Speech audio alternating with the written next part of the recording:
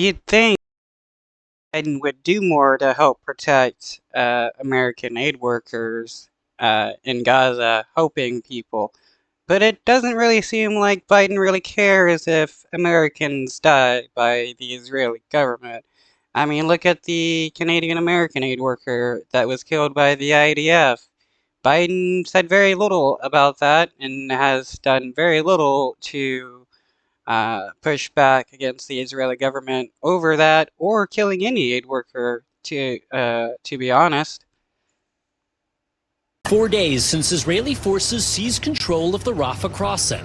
And since then, the border with Egypt has been firmly shut, cutting off the main lifeline for food, medicine, and fuel into Gaza.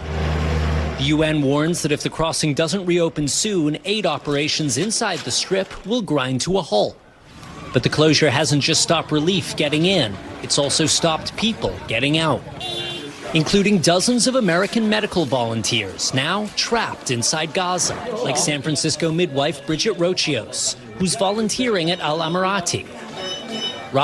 It's more than likely that these aid workers will be killed by the IDF, and all they will do is claim that either the aid workers are Hamas, they're supporting Hamas, or something with Hamas as their justification for killing American citizens. Rafah's only functioning maternity hospital. It is surreal to be supporting a woman giving labor while you're hearing bombs drop and machine guns fire. Premature babies from across Gaza are rushed here, and the hospital warns that without more fuel, they may soon lose power for the incubators keeping them alive. And the Israeli government knows what they're doing when they are stopping aid from going into Gaza, as well as destroying, tons of hospitals. Babies, kids, people with medical issues that need to be treated will die. I mean, without hospital and medical supplies, even an infection that's easily treatable with antibiotics can kill somebody.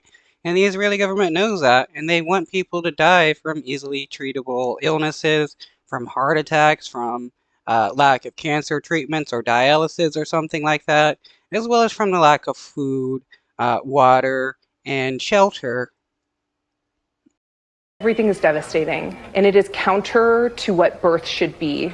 Tonight, Rochios has no idea how or when she might leave Gaza. While I am worried for my ability to leave and to get back to my family, I also am not unique or special in any way, shape, or form. There has been a siege on Gaza for a very long time. Dr. Amr Ghanem from Detroit is at a different hospital, but in the same situation. Are you basically trapped in Gaza right now? We are ready to evacuate if you have opportunity. But at the same time, they are not telling us every day, say, okay, we don't have any news, we don't have any news. The U.S. Embassy in Jerusalem.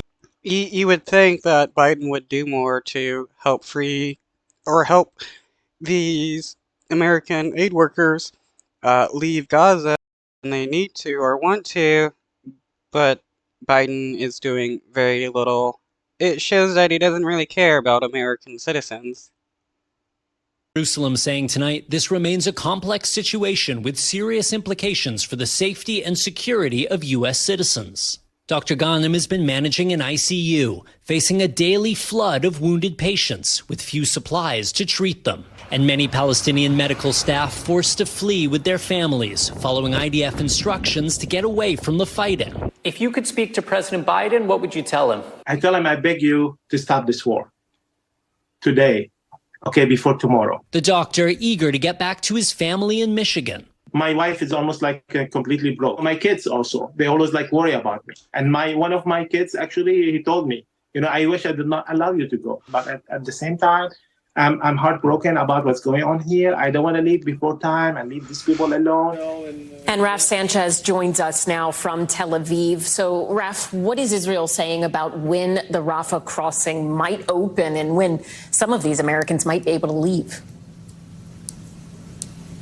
So, Ellison, we asked Israel's military, in terms of reopening the Rafah crossing, they said that was in planning, but they wouldn't give any firm timeline. Both of those medics you saw in the piece, they've been in Gaza for around 2 weeks volunteering. They're due to leave in the next couple of days, and at this point, it is just not clear how they are going to get out. One possibility, the Israeli military did tell us that they are open to potentially evacuating Americans through Kerem Shalom. That is another crossing which is open. It is normally used. Yeah, they'll probably try to kill the aid workers. The Israeli government and the IDF, they just love killing aid workers. Besides the 7 of World Kitchen Organization aid workers that were killed, almost or over 200 aid workers have been killed since October 7th. The Israeli government doesn't care if you're an aid worker trying to help people, they will kill you. For goods, not for people. But the Israeli military says they might make an exception in this case. However, even if they agree to that, it's not clear how these Americans are going to get there safely, given that there is fighting.